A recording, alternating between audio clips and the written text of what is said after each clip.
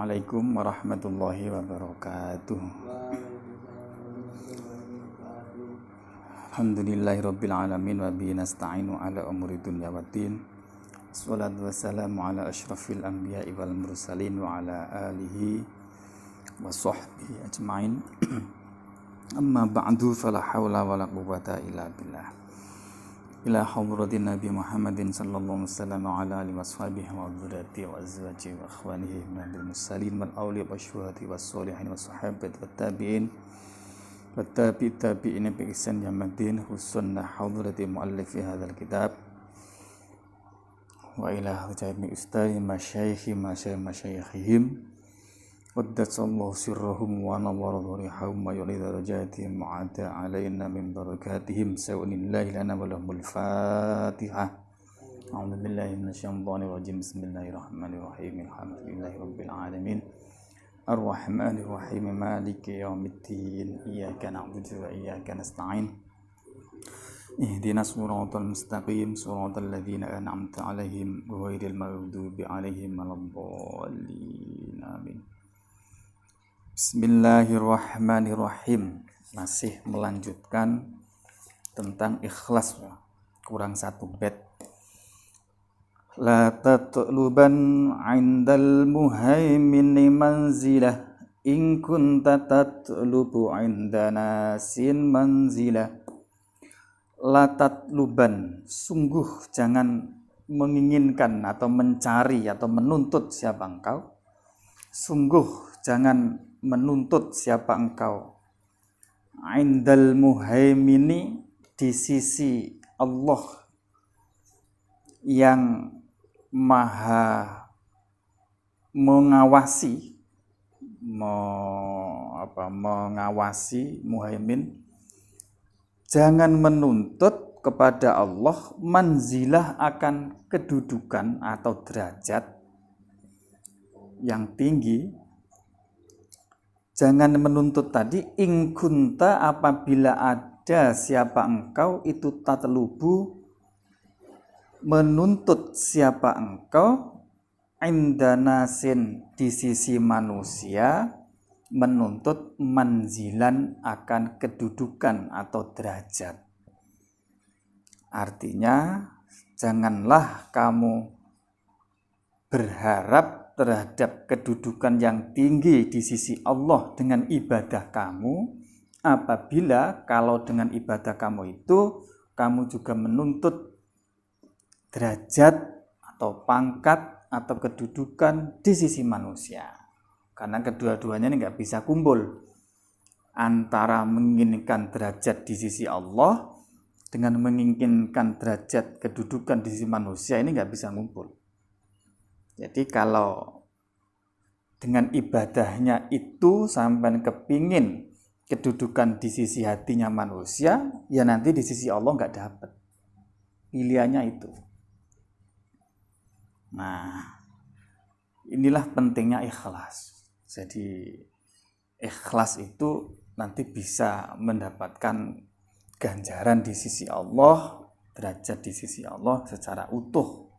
Kalau kecampuran niat yang lain, misalnya minta dipuji oleh manusia, ya di sisi Allah itu hilang.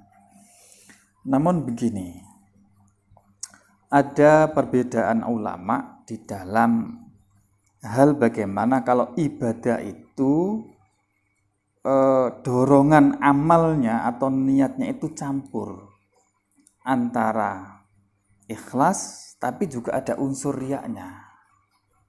Ada nggak itu pahalanya nanti di akhirat? Kalau menurut hadis yang di awal-awal saya jelaskan, itu nggak ada. Nah, kemudian berdasarkan hadis itulah kemudian Syekh Izzuddin Ibnu Abdissalam itu berpendapat, kalau ada amal ibadah, di situ ada campuran riyaknya, campuran dorongan selain Allah, maka belas tidak dapat pahala di sisi Allah. Jadi pahalanya itu 0. Karena ada campuran riya atau campuran dorongan niat selain Allah. Misalnya gambarannya ngaji seperti ini, kalau yang hadir sedikit, dia nggak datang. Kalau ada yang hadir banyak, maka datang.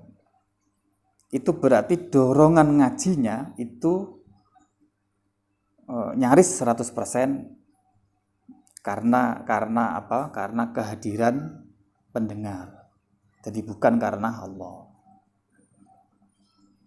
Nah, dalam kasus seperti itu bisa sama sekali nggak ada. Atau dorongan itu tidak 100%, campurannya nggak nyaris 100%, tapi 50-50. Misalnya datang sih datang, tapi kalau pendengarnya sedikit itu nggak semangat. Atau ada sesuatu yang mengganjal, kemudian dia tidak full ikhlas karena Allah. Nah, ini bagaimana? Menurut Imam Izzuddin Ibnu Abdissalam itu nggak dapat pahala. Contoh lagi misalkan sampai wudhu. Di samping niat wudhu untuk mencari pahala, juga niat untuk biar dingin, untuk ngadem, untuk membersihkan muka biar mukanya ini kinclong, bersih, wudhu. Jadi wudhunya itu niatnya, di samping niat wudhu, juga niat untuk mengkinclongkan wajah. Pertanyaannya, wudhu begini ada pahalanya enggak? Nah, itu menurut Izzuddin Ibnu Abdissalam, itu ya jelas enggak ada pahalanya. Dasarnya hadis yang dulu, bahwa Allah itu maha khairul syuraka, atau jadi kalau ada kecampuran, Allah itu sudah nggak butuh, sudah sono minta kepada orang yang kamu riai, saya nggak butuh kepada ibadah seperti itu. Nah, tapi menurut Imam Al-Ghazali di dalam Ihya misalnya, ya nggak seperti itulah, harus dilihat-lihat dulu bagaimana ibadahnya itu. Jadi dilihat dulu berapa kualitas dorongan amalnya ini. Nah, makanya itu Al-Ghazali memperinci untuk dapat pahala apa tidak ibadah yang bercampur dengan riya itu ada 3.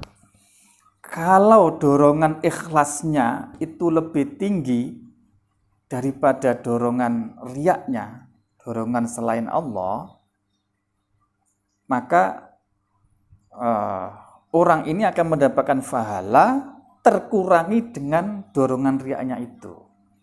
Kalau ikhlas murni jelas itu ganjarannya utuh. Kalau riya murni juga jelas sama sekali nggak ada pahalanya, malah berdosa. Itu kalau riya murni. Nah, sekarang kalau campur, dorongannya ada 2. Ada ikhlasnya tapi juga ada campurannya. Jadi menurut Al-Ghazali tadi itu dilihat, kalau dorongannya itu lebih dari 50% itu adalah karena Allah, yang kurang dari 50% itu adalah riyaknya atau karena selain Allah, maka pahalanya itu nggak utuh, nanti dikurangi dengan berapa persen itu.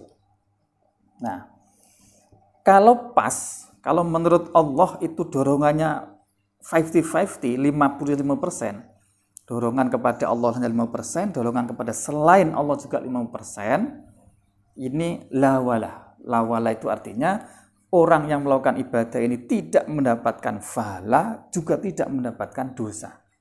Jadi 0. La wala la, tidak mendapatkan pahala, juga tidak mendapatkan dosa. Nah, sekarang yang ketiga, kalau dorongannya kepada Allahnya itu kurang dari 50%, dorongan selain Allahnya itu lebih dari 50%, nah ini tidak termasuk hitungan dapat pahala sama sekali dan bisa masuk pada kriteria yang nggak berdapatan apa-apa sama sekali, bahkan berdosa itu. Jadi seperti itu. Jadi tidak langsung sama sekali nggak dapat, itu enggak. Karena Al-Ghazali berdasar kepada Al-Quran yang berbunyi, faman ya'mal mithqala dzarratin khairan yarah wa man ya'mal mithqala dzarratin syarran yarah. Jadi sedikit pun amal kebaikan itu tetap akan diperhitungkan oleh Allah. Lah sejelek apapun, sedikit apapun amal keburukan itu akan diperhitungkan oleh Allah, sekalipun campur tadi itu. Itu menurut argumentasi Al-Ghazali seperti itu.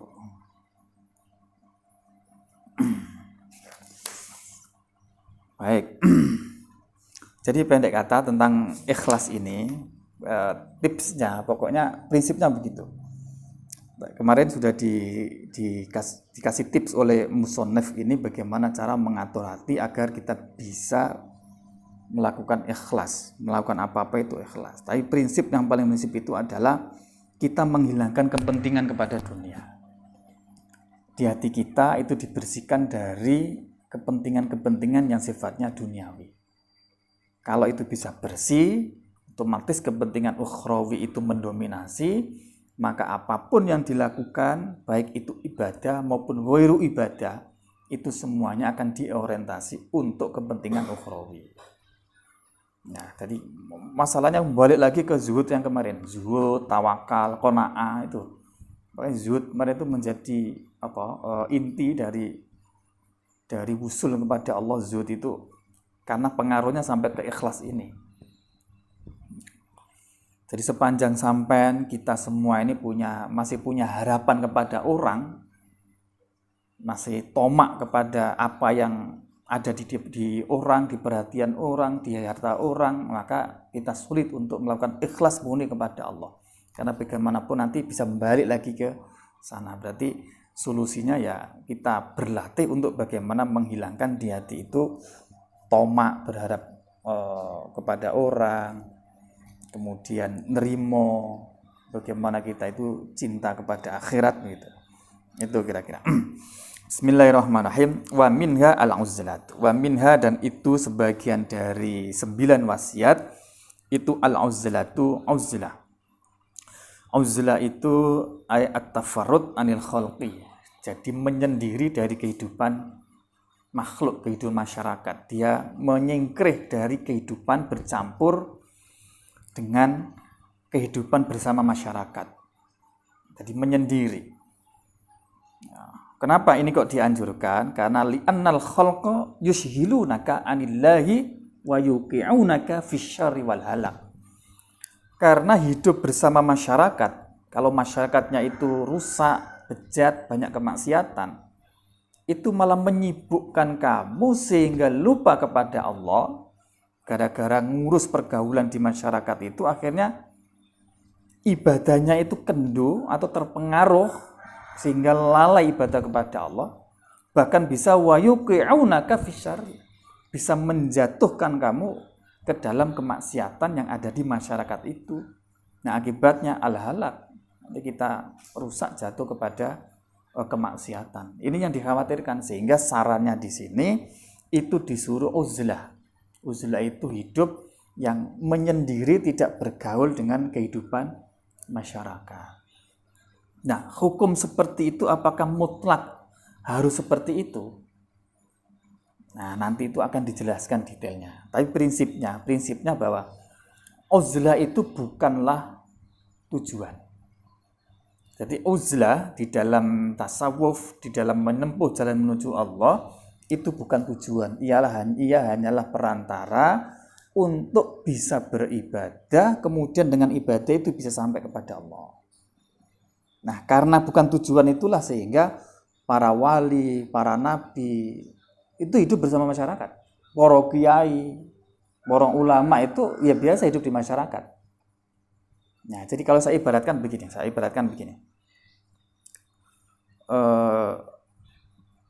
Tanaman seperti ini, tanaman ini.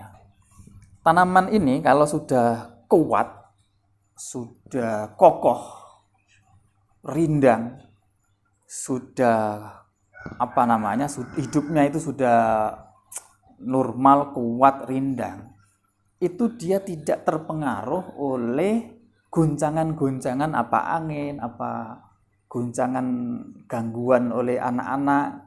Ini itu tetap dia bisa hidup. Jadi enggak mempengaruhi kemudian menyebabkan dia mati. Beda dengan tanaman yang baru saja kamu tanam, kemudian baru cukul. Nah, ini diganggu dikit saja, digoyang dikit aja mati. Nah, kira-kira orang itu juga begitu. Orang itu kalau imannya sudah kuat, tidak begitu terpengaruh dengan lingkungan, maka hidup bersama dengan lingkungan bagaimanapun dia tidak dikhawatirkan terjerumus. Seperti tumbuhan yang sudah kokoh seperti ini. Nah, bagi orang yang imannya itu masih kurang, masih gampang terpengaruh, ibaratnya seperti tanaman yang baru cukul tadi itu, kegoyang dikit saja sudah mati. Nah, ini berarti dia tidak siap untuk bisa hidup bersama-sama, akan dikhawatirkan hidup bersama itu akan mempengaruhi dia sehingga dia jatuh kepada kerusakan atau kemaksiatan. Jadi kira-kira begitu. Jadi jangan sampai berkesimpulan lantas uzlah itu pasti lebih baik. Jadi orang yang enggak uzlah itu berarti dia jelek, jangan. Atau sebaliknya, orang yang uzlah itu pasti jelek. Yang baik itu, nah nanti kita lihat faedah-faedahnya. Jadi di uzlah itu ada faedahnya, juga ada mamlurutnya. Mana ditimbang itu yang terbaik. Nah, karena itulah Kiai Musonef di sini ini memberikan pesan wanti-wanti kepada kita apa yang harus kita perhatikan. Nah, dawuhnya begini. La tashaban man kana ahla batolatin wa tasahulin fid dini dzaka huwal bala. La tashaban. Sungguh jangan berteman atau bersahabat atau bergaul siapa engkau. La tashaban, sungguh jangan bergaul siapa engkau. Man dengan orang karena yang ada siapa man itu ahla batolatin, ahli nganggur, maksudnya orang yang nganggur, pengangguran, ibadahnya enggak jelas, itu batolah. Jadi orang yang nganggur, yang enggak banyak ibadahnya. Watasahulin fiddini, watasahulin dan orang yang menggampangkan atau meremehkan fiddini di dalam urusan agama. Orang yang menggampangkan urusan agama. Indikasinya apa? Ya gampang lakoni maksiat, gampang ninggal taat, gampang ninggal kewajiban. Itu gampang deh lah. Allah sholat aja kok. Allah itu namanya tasawurin fiddini.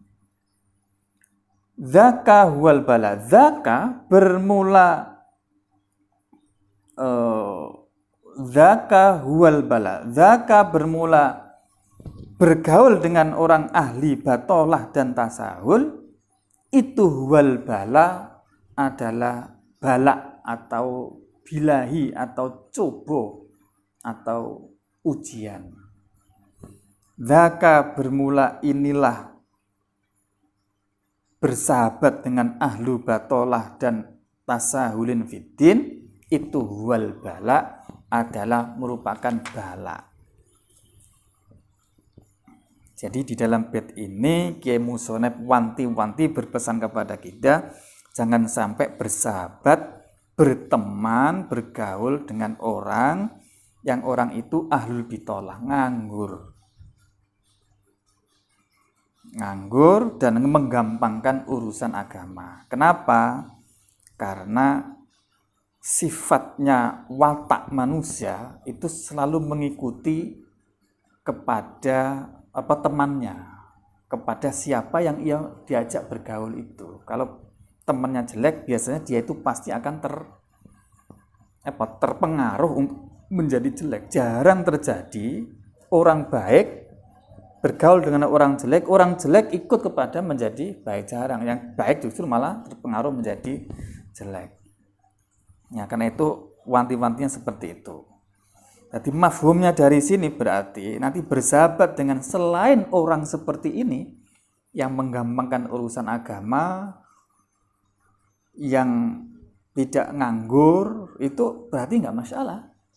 Itu. Karena itu misalnya Ibnu Athaillah As-Sakandari yang ngarang kitab Hikam itu ngendikan la tashab man la yunhiduka haluhu wa la yadulluka 'ala Allahi maqaluhu. Janganlah kamu berteman kepada orang yang haliah kondisi dirinya itu tidak membangkitkan kamu untuk bisa menuju kepada Allah, dan ucapan-ucapannya itu tidak mampu menunjukkan kamu untuk bisa kepada Allah. Hindari orang seperti ini. Jadi jangan berteman kepada orang yang kondisinya saja tidak bisa membangkitkan kita. Jadi gini, orang itu punya karakter. Biasanya kalau saya perhatikan, bersahabat dengan siapapun lah di lingkungan apapun, misalkan di kampus, di pesantren, itu bisa sampai rasakan kok. Saya kalau dekat dengan orang ini kok saya kok selalu kepingin menjadi baik ya. Nah, kepingin ngaji, kepingin mutola'ah, kepingin belajar. Tapi kalau dekat dengan orang ini kok saya tuh kepingin bisnis, kepingin ini, kepingin itu. Kalau bersahabat dengan orang ini kok saya malah kepingin tidur aja. Jadi orang itu membawa hawa itu apa? Membawa suasana diri masing-masing. Ada orang itu kalau bergaul dengan dia itu hawanya itu kepingin ibadah. Nah, wanti-wantinya Kiai Musonef ini kita disuruh menghindari bersahabat dengan orang yang kondisinya itu membawa hawa yang itu tidak membangkitkan menuju kepada Allah. Nah, sekarang masalahnya, pertanyaannya, kondisi yang kayak apa sih yang bisa membangkitkan kita itu bisa menuju kepada Allah? Menurut pendapat ini, antakuna himmatuhu muta'alliqatan billah.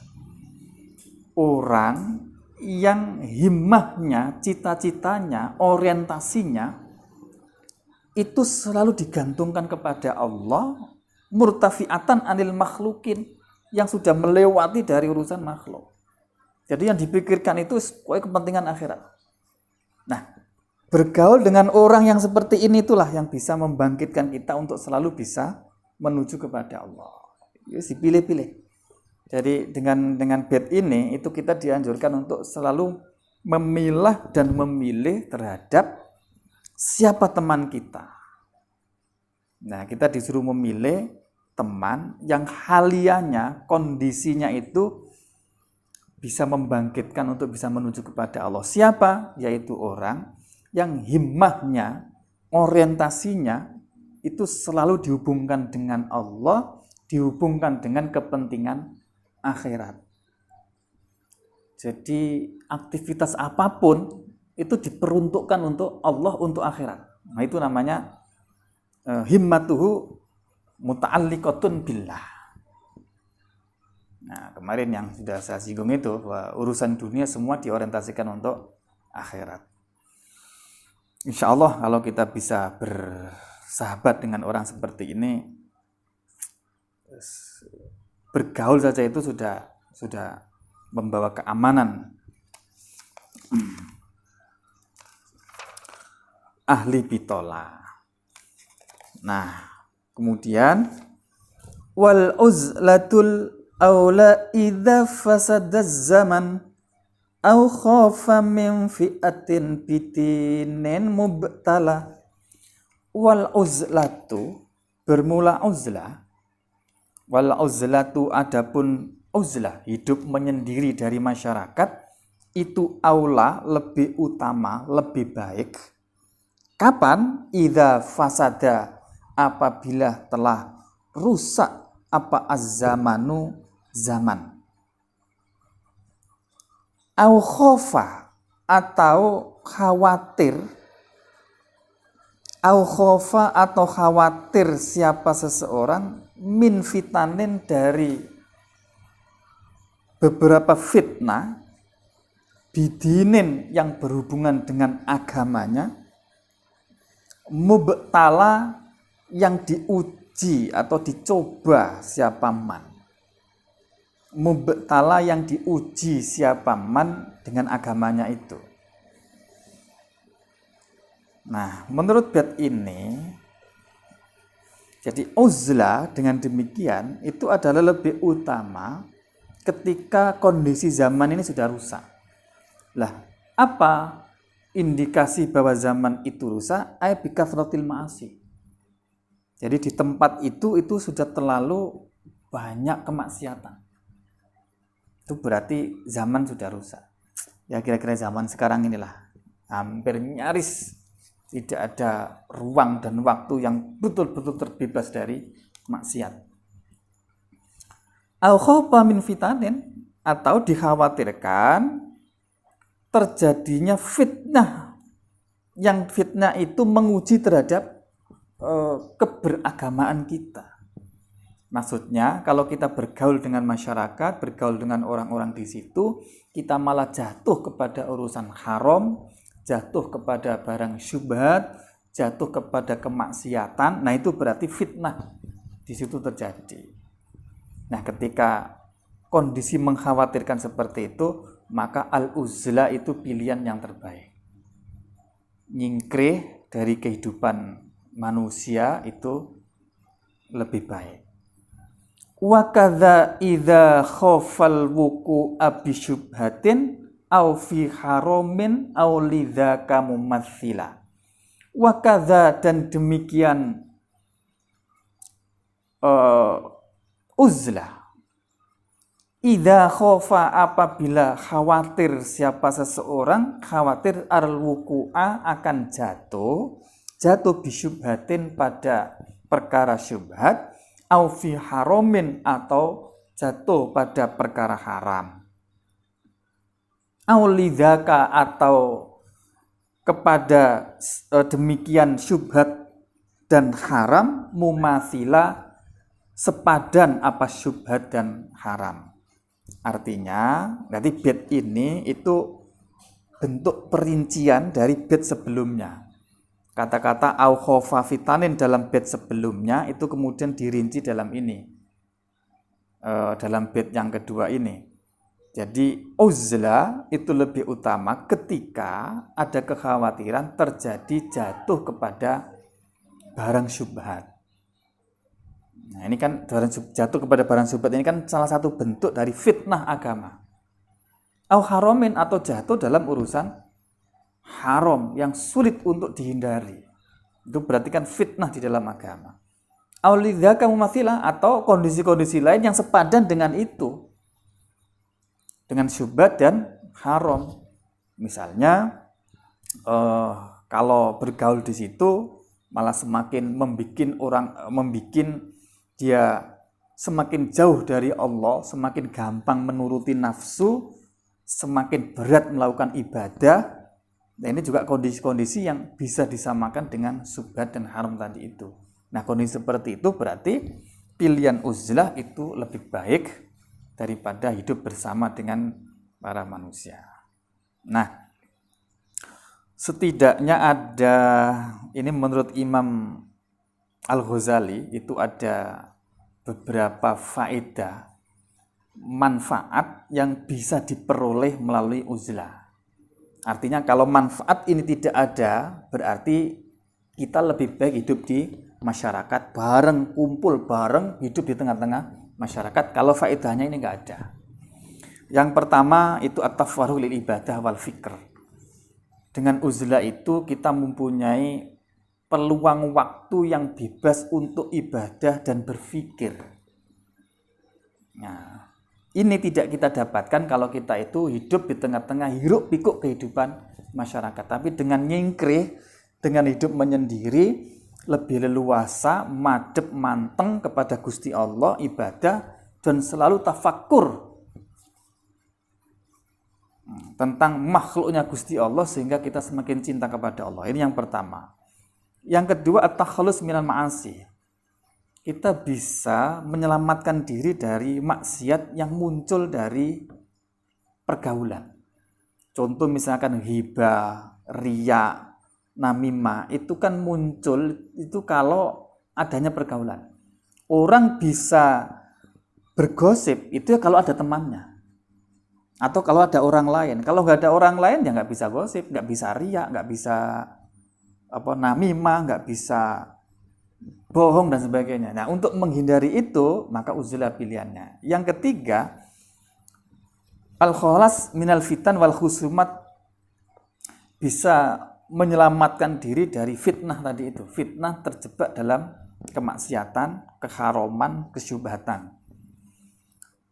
Yang keempat itu al-khalas min syarrin nasi wa idaihim bil ghibah au bisu'idzon.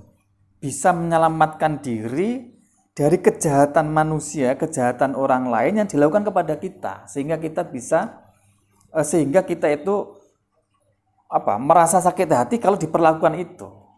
Dan ini bisa kita lakukan kalau kita uzlah. Jadi kalau konsekuensinya kalau kita hidup di masyarakat, itu kan ada saja orang yang ngerasani kita, yang ngolok-ngolok kepada kita. Nah, kalau uzlah kita akan bebas dari itu. Tidak diolok-olok, dan diolok-olok itu sakit. Dirasani itu juga sakit. Lah sakit itu juga mengganggu hati. Nah, agar selamat dari itu maka pilihannya adalah uzlah. Nah, yang berikutnya itu al-inqita' tama'innas anil mu'tazil. Jadi bisa memutus tomaknya orang lain kepada kita dan tomaknya kita kepada orang lain. Jadi dengan uzlah itu kita bisa terbebas dari biar kita tidak tomak kepada orang lain dan orang tidak tomak kepada kita. Itu beberapa faedah manfaat dari hidup sendiri. Nah, termasuk faedah yang keenam itu kita bisa menyelamatkan diri dari menyaksikan perilaku bodohnya orang di tengah masyarakat. Karena namanya hidup di masyarakat kan macam-macam perilakunya, itu harus perilaku mencerminkan perilaku orang bodoh lah, kira-kira begitu. Nah, biar kita tidak tersiksa dengan melihat kejadian-kejadian yang menyakitkan hati itu, ya kita ya hidupnya nyingkri. Nah, sekiranya faedah ini tidak ada, maka lebih baik kita itu hidup dengan bercampur dengan masyarakat. Karena itu di dalam bait berikutnya itu tetap menjelaskan tentang bagaimana hidup bersama dengan masyarakat. Wal ikhtilatu binasina fi jum'ihim wa jama'atin aw nahwi dzaka fuddila hadza liman bil 'urfi yaqdiru ya'muru wa 'anil manakiri qad naha mutahammila sabran 'ala kullil adza la yaghlibu fi dhanni isyanuhu bimahafila. Wal ikhtilatu, bermula ikhtilat, hidup berbaur dengan masyarakat, itu ikhtilat. Wal ikhtilatu, bermula hidup berbaur dengan masyarakat, binasina, dengan manusia kita atau masyarakat kita, fi jum'ihim, ketika jumatannya masyarakat, wa jama'atin, dan ketika berjamaah, au nahwi dzalika, atau sepadannya jamaah dan jumatan, itu fuddila, diutamakan ikhtilat. Jadi artinya hidup bersama dengan masyarakat ketika waktu Jumatan, ketika jamaah, atau kegiatan-kegiatan yang sepadan dengan itu diutamakan. Nah, tapi kondisi seperti ini tetap ada syaratnya. Hadza, bermula inilah ikhtilat, itu liman, bagi orang, bil urfi, terhadap perkara ma'ruf, itu yaqdiru, mampu siapa man, mampu ya'muro, akan memerintahkan siapa man, wa anil manakiri, dan terhadap perkara-perkara mungkar, qad naha, sungguh melarang siapa man, mutahammila, dalam keadaan menanggung penderitaan. Mutahammila, dalam keadaan menanggung penderitaan. Sobron, dan sabar, ala kullil adza, atas segala penderitaan atau kesakitan. alal kullil adza, atas segala penderitaan, la yaghlibu, dan tidak wala yaghlibu, dan tidak dominan, fi dzonnihi, di dalam dugaan nyaman, apa isyanuhu, terjadi kemaksiatan nyaman, bimahafila, pada tempat-tempat umum, atau bimahafila pada pada keramaian, bimahafila pada keramaian atau upacara-upacara. Nah, jadi tadi kan dijelaskan bahwa ikhtilat, hidup bersama masyarakat, itu lebih diutamakan ketika Jumatan dan jamaah atau dalam kegiatan-kegiatan kemasyarakatan lain. Itu syaratnya satu, bagi orang yang mampu untuk beramar ma'ruf kepada masyarakat dan mampu nahi mungkar kepada masyarakat, sembari dia menahan diri terhadap penderitaan-penderitaan yang ditimbulkan karena amar ma'ruf nahi mungkar itu. Jadi gambaran begini, kalau kita amar ma'ruf nahi mungkar kepada masyarakat, bagi masyarakat yang tidak nerimo, itu kan biasanya membalas. Nah, kalau kita tahan terhadap balasan itu, terhadap kejelekan orang gara-gara kita melakukan kebaikan tadi itu, berarti kita siap untuk hidup di tengah masyarakat.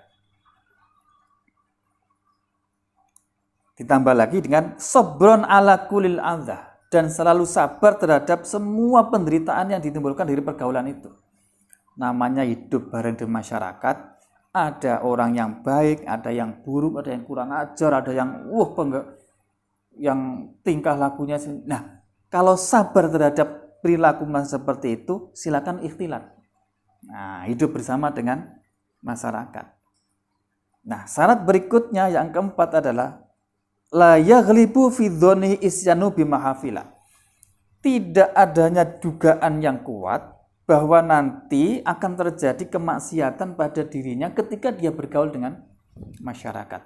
Mafhumnya, kalau dengan terjun hidup bersama masyarakat, dengan kegiatan-kegiatan bersama, kok di situ muncul kemaksiatan dan terjadi pada dirinya, ya berarti hindari hidup bergaul dengan masyarakat seperti itu. Nah, jadi pendek kata, dengan demikian tadi itu, hidup uzlah itu tidak mutlak selalu lebih baik daripada hidup ikhtilat bainan nas, dan hidup ikhtilat bainan nas itu tidak selalu lebih baik daripada uzlah. Ada kondisi-kondisi di mana kita uzlah lebih baik daripada ikhtilat bainan nas, atau ada kondisi-kondisi yang kita alami itu lebih baik hidup bersama masyarakat daripada hidup menghindar dari pergaulan manusia. Kira-kira begitu. Nah, kemudian ini sebaliknya tadi, Al-Ghazali itu juga menyebutkan ada beberapa faedah hidup bersama dengan masyarakat. Ini kalau ada dan menempel pada kita, berarti kita ketatapan hukum ikhtilat lebih baik daripada uzlah. Yang pertama, at-ta'lim wa ta'lum. Hidup ikhtilat bersama dengan orang-orang, hidup bareng, itu bisa memungkinkan terjadi saling belajar dan mengajar. Itu artinya berarti bagi seorang kiai, bagi seorang guru, berarti harus hidup ikhtilat, nggak boleh, karena dia sebagai pendidik. Nah, bahkan taklim ta'lum ini afdhalul ibadat, ibadah yang paling top lah, kira-kira begitu. Terus yang kedua, an-naf'u lin-nasi bimali aba'au bibadanihi. Faedahnya hidup bersama itu bisa memberikan manfaat kepada orang lain, baik dengan hartanya, dengan tenaganya, dengan pekerjaannya, atau dengan hubungan seserawungan yang lain.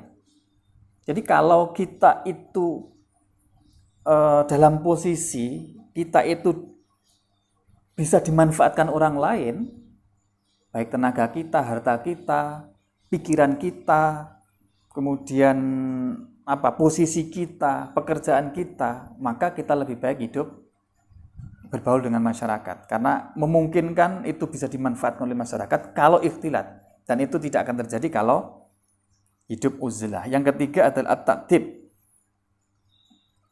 bisa mengajari tata krama terhadap orang lain, atau bahkan bisa belajar tata krama dari kesalahan orang lain. Nah, ini biasanya dilakukan oleh para sufi. Jadi dia hidup bersama dengan masyarakat, tujuannya biar bisa belajar dari keburukan orang lain. Nah, ini tidak mungkin terjadi kalau dia hidup sendirian. Nah, faktanya memang demikian. Kita itu bisa hidup, bisa belajar dari kejadian yang kita saksikan. Bahkan Kanjeng Nabi Isa, kalau nggak salah itu, Kanjeng Nabi Isa itu pernah ditanya, siapa yang ngajari tata krama kepadamu? Jawabnya Nabi Isa, saya diajari oleh Allah melalui perilaku buruknya orang sekitar saya. Artinya apa? Perilaku buruk yang dilakukan oleh orang lain itu bisa kita ambil pelajaran, kemudian kita jadikan iktibar bagi kita sendiri untuk memperbaiki diri. Nah, itu bisa tercapai kalau hidup bersama dengan masyarakat. Faedah yang lain adalah al-istinas wal inas, saling menyenangkan kepada orang lain. Kalau kita ketemu dengan guru, kemudian saling belajar, saling menyenangkan, saling membahagiakan. Ketemu dengan murid-murid, ketemu dengan orang-orang alim, kemudian saling menyenangkan, saling menggembirakan, membahagiakan, itu sudah ganjaran tersendiri. Yang berikutnya adalah nailus sawab, untuk memperbanyak pahala ketika hidup di masyarakat dengan cara misalnya ikut menghadiri jenazah, nyolati jenazah, menyambangi orang sakit, sholat id, dan seterusnya, itu pasti dilakukan secara bermasyarakat. Yang berikutnya at-tawadhu, biar kita bisa mendapatkan pahalanya tawadhu, yang itu tidak bisa didapatkan kalau hidup sendirian.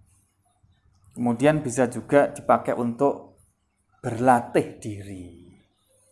Berlatih diri artinya begini, kalau kita diperlakukan buruk kepada orang lain kepada kita bisa berlatih sabar, bisa berlatih sikap bijaksana, bisa berlatih memaafkan kepada orang lain, bisa berlatih ngempet nafsu, ngempet ghadab. Nah, itu latihan seperti itu bisa terjadi kalau hidup bersama masyarakat. Jadi hal-hal seperti ini, manfaat untuk hidup bermasyarakat seperti ini, ketika banyak kita peroleh, kita dapatkan, maka kita lebih baik hidup bersama masyarakat daripada hidup yang menyendiri sendiri, di hutan sendiri, di pojok sendiri misalnya.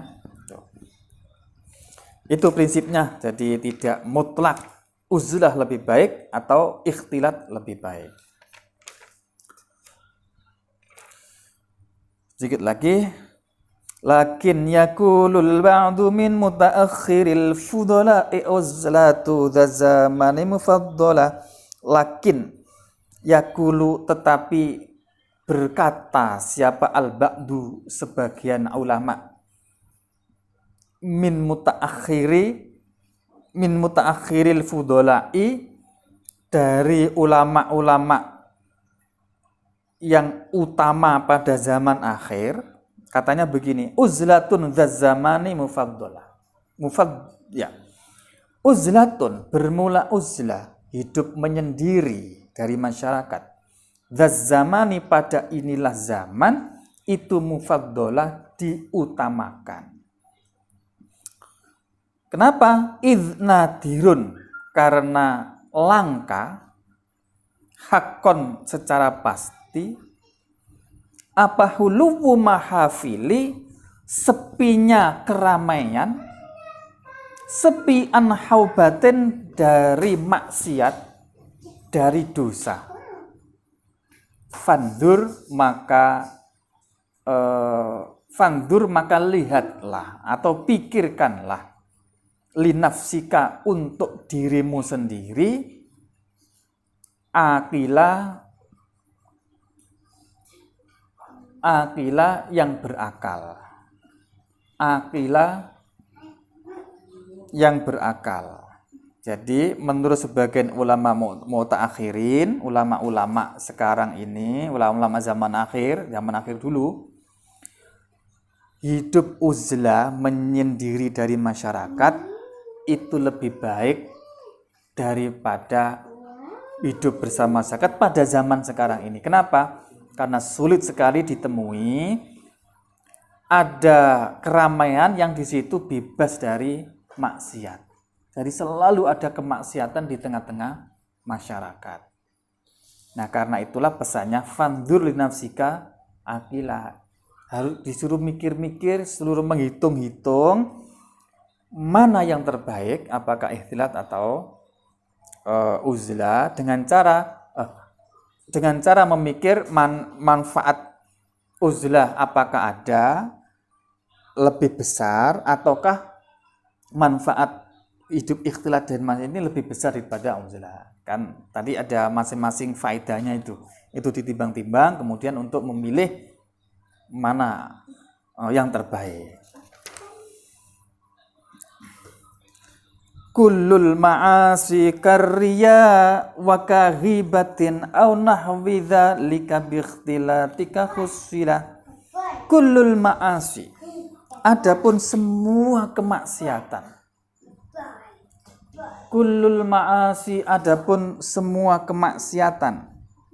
Karya seperti riya, wa kahibatin lan hibah, au nahwi dzalika atau sepadannya riya dan hibah.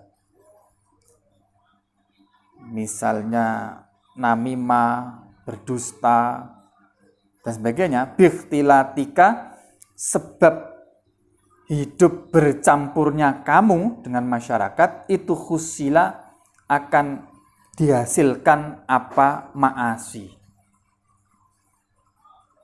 Jadi kenapa uzlah? Alasannya juga ini, karena semua maksiat seperti riya, hibah, namimah, kidzab itu semua bisa muncul kalau kita itu hidup bersama dengan manusia yang lain. Nah, ketika itu terjadi maka pilihannya adalah uzlah. Nah, sekarang sampai timbang-timbang, akhirnya timbang-timbang mana yang lebih baik antara uzlah dengan ikhtilat. Kalau lihat kondisi sampean yang santri, yang belajar itu ya ikhtilat. Nah, kalau nanti kelak sudah hidup di masyarakat, dilihat sampean dibutuhkan oleh masyarakat apa enggak. Kalau dibutuhkan oleh masyarakat, memberi manfaat kepada masyarakat, diharapkan peran oleh masyarakat, oh berarti hidup ikhtilat lebih baik daripada uzlah. Nah, enggak begitu, jadi lebih baik sampean nyingkir. Bagaimana sekiranya orang enggak kenal sampean dan sampean enggak kenal orang, itu aman itu. Kalau enggak dibutuhkan masyarakat, enggak dianggap masyarakat, enggak diharapkan masyarakat. Sekian, apapun semoga bermanfaat, berkah untuk kita semuanya. Semoga kita diberi kekuatan untuk bisa mengamalkan semua ini dengan baik dan benar sesuai dengan tuntutan Kanjeng Nabi sallallahu alaihi wasallam. Ila diniyah wa ila hadratin Nabi Muhammadin sallallahu alaihi wasallam. Al-Fatihah. A'udzubillahi minasyaitonir rajim. Bismillahirrahmanirrahim. Alhamdulillahirabbil alamin. Arrahmanirrahim. Maliki yaumiddin. Iyyaka na'budu wa iyyaka nasta'in. Shiratal ladzina an'amta 'alaihim ghairil maghdubi 'alaihim waladdallin. Amin. Bismillahirrahmanirrahim. Wal 'asri innal insana fi khusrin illa ladzina amanu wa 'amilus solihati wa tawassaw bil haqqi wa tawassaw bis sabr. Haru kalam Allahumma fiqh ila qamit thoriq. Wassalamualaikum warahmatullahi wabarakatuh.